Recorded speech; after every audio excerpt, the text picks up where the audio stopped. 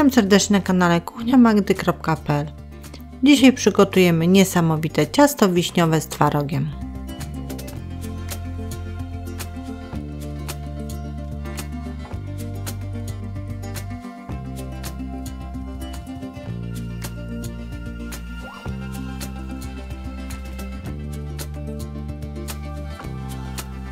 Podstawą ciasta jest ciasto kruche i od niego zaczniemy.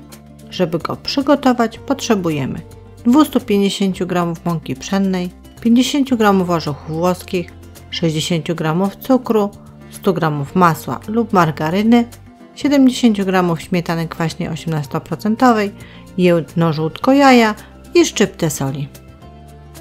Najpierw zajmiemy się orzechami. Wrzucamy je do blendera z funkcją siekania i 50 g orzechów włoskich siekamy na taki piasek.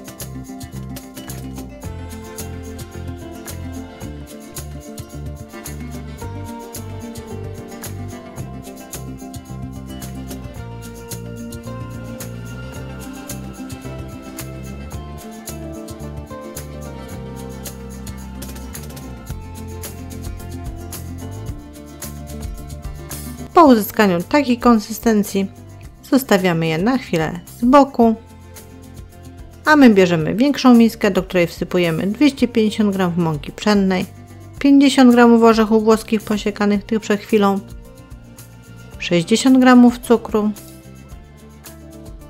szczyptę soli dosypujemy, dodajemy jedno żółtko jaja, białka nie wyrzucamy, przyda nam się później, i 70 g śmietany kwaśnej 18%, a na koniec 100 g masła lub margaryny, najlepiej pocięte na kosteczkę. I teraz nożem wstępnie wszystkie składniki ze sobą mieszamy.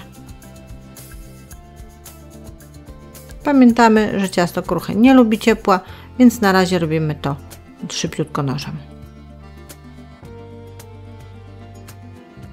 Po wstępnym wymieszaniu składników już ręcznie, szybko, sprawnie zagniatamy ciasto. Ono w trakcie zagniatania będzie zmieniało konsystencję, jak Państwo tu widzą, będzie bardziej zwarte i mniej się kleiło. A na koniec wyjmujemy folię spożywczą i przekładamy ciasto na folię. Możemy sobie rozpłaszczyć, ono szybciej nam się schłodzi. Zawijamy tą folią i wsadzamy do zamrażalnika na około 30 minut. Po tym czasie wyjmujemy ciasto z zamrażalnika, dzielimy mniej więcej na pół. Jedną część będziemy wykładać do foremki okrągłej. Foremka ma średnicę 25 cm. Sam spód jej wyłożyliśmy papierem do pieczenia.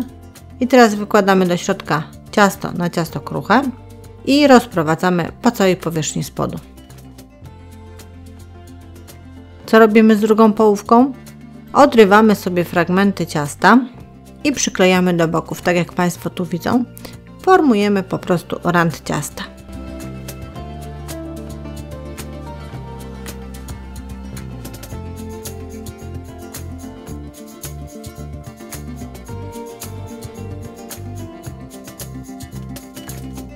Tego ciasta jest na tyle dużo, że spokojnie dookoła Państwo oblepią foremkę. Tak będzie wyglądała już po całkowitym wyłożeniu ciastem kruchym naszej foremki. Odstawiamy na chwilę na bok. Teraz zajmiemy się masą wiśniową.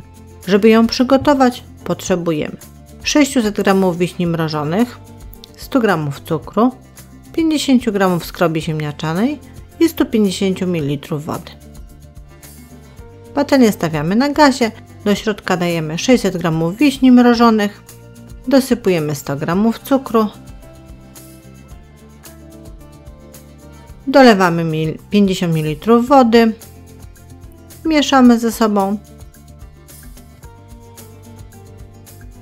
zostawiamy tam, żeby się to ogrzewało, a w międzyczasie w miseczce mieszamy 100 ml wody z 50 g mąki ziemniaczanej. Musimy to dobrze wymieszać i taką mieszaninę będziemy wlewać do podgrzanych wiśni. Musimy ją dobrze wymieszać, nawet tuż przed wlaniem, ponieważ mąka ziemniaczana ma tendencję do wytrącania się z wody, osadzania na spodzie, Więc tuż przed wylaniem jej do wiśni musimy ją ponownie tą mieszaninę przymieszać. Nasze wiśnie już puściły soki, mają dużo płynu, jak Państwo tu widzą. I tą mieszaninę teraz wody z mąką ziemniaczaną dolewamy, szybciutko mieszamy. Mieszamy, cały czas mieszamy, żeby nic się nie przypaliło, nie zgrudkowało, nie zbrylowało. Jak Państwo widzą, ta mieszanina zaczyna gęstnieć.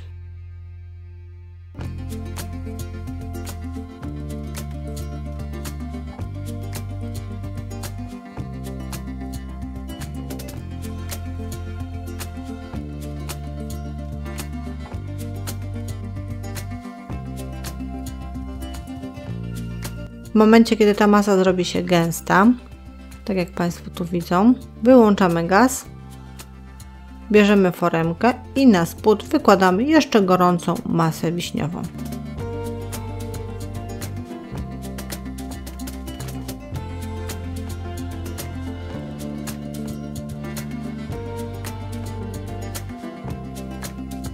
Wykładamy i rozprowadzamy równomiernie po całej powierzchni spodu.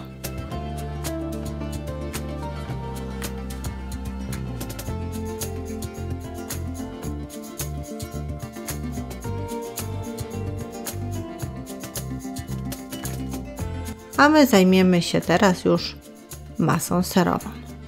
Do masy serowej potrzebujemy 650 g twarogu półtłustego lub tłustego, 150 g cukru, 4 żółtek jaj, 1 budyniu waniliowego i otartą skórkę z 1 cytryny. Bierzemy sobie ponownie większą miskę, do której dajemy 650 g twarogu, tłustego lub półtłustego, dosypujemy 150 g cukru, dodajemy 4 żółtka jaj, ponownie białka zostawiamy, nie wyrzucamy, będą później nam potrzebne. Włączamy blender i wszystko miksujemy na gładką masę.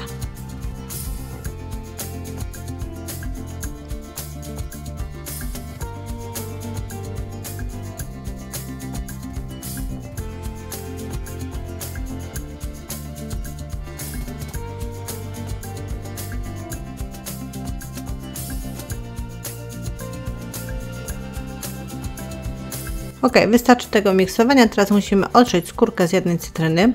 Proszę uważać, żeby nie otrzeć tej białej części, bo wtedy będzie to masa gorzka.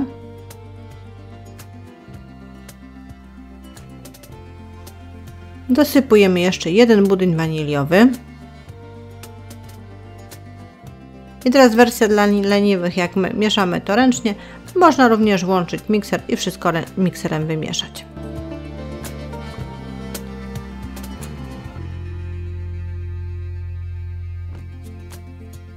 Wszystko dobrze wymieszane, wobec tego wracamy do naszej foremki z wyłożonym spodem i masą wiśniową.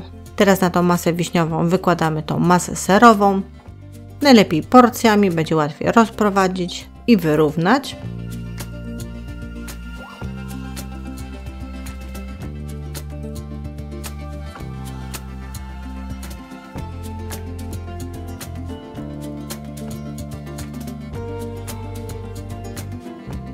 Ok, i taką foremkę wstawiamy teraz do piekarnika nagrzanego do 180 stopni Celsjusza. Używając grzałek góra i dół pieczemy około 30 minut. Ale pilnujemy czasu, ponieważ na 10 minut przed końcem pieczenia musimy przygotować sobie bezę. Bezę przygotujemy z 5 białek jaj, 100 g cukru i szczypty soli. Do miski dajemy 5 białek jaj, 1 z ciasta kruchego, 4 z masy serowej, łącznie 5, szczypta soli, włączamy mikser i ubijamy białka na sztywną pianę.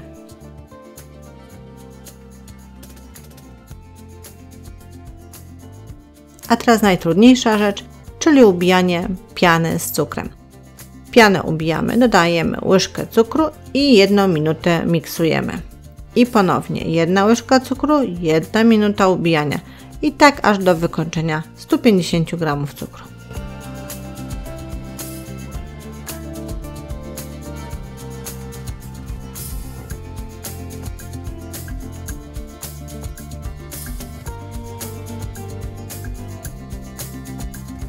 ale piana musi być dobrze ubita, sztywna, lśniąca.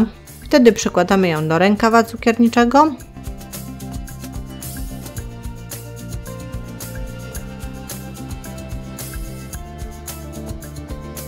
Ponieważ na koniec 30-minutowego pieczenia naszego ciasta wyjmujemy je z piekarnika i na wierzch wykładamy masę na bezę. Tak naprawdę na taką trochę pseudo bezę, bo beza piecze się dosyć długo suszy jeszcze w piekarniku, natomiast my to zrobimy w krótszym terminie.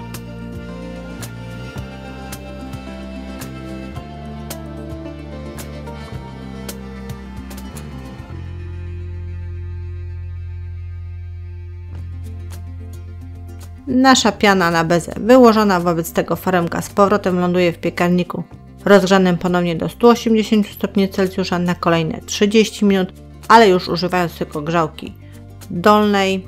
Po 30 minutach zostawiamy ciasto na 30 minut w piekarniku wyłączonym i uchylonym, a następnie wyjmujemy foremkę z piekarnika i studzimy. Po wystudzeniu odcinamy rant od ciasta. Zdejmujemy rant.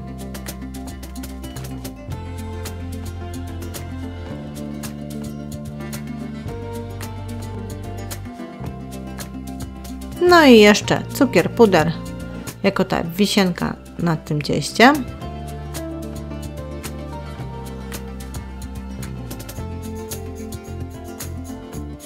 Ciasto jest naprawdę niesamowite, ma różne smaki, różne konsystencje i na pewno Państwa zachwyci swoim smakiem. Zresztą nie tylko smakiem, ale również wyglądem. Ja żegnam się z Państwem, zapraszam na kolejne przepisy i porady na kuchniamagdy.pl.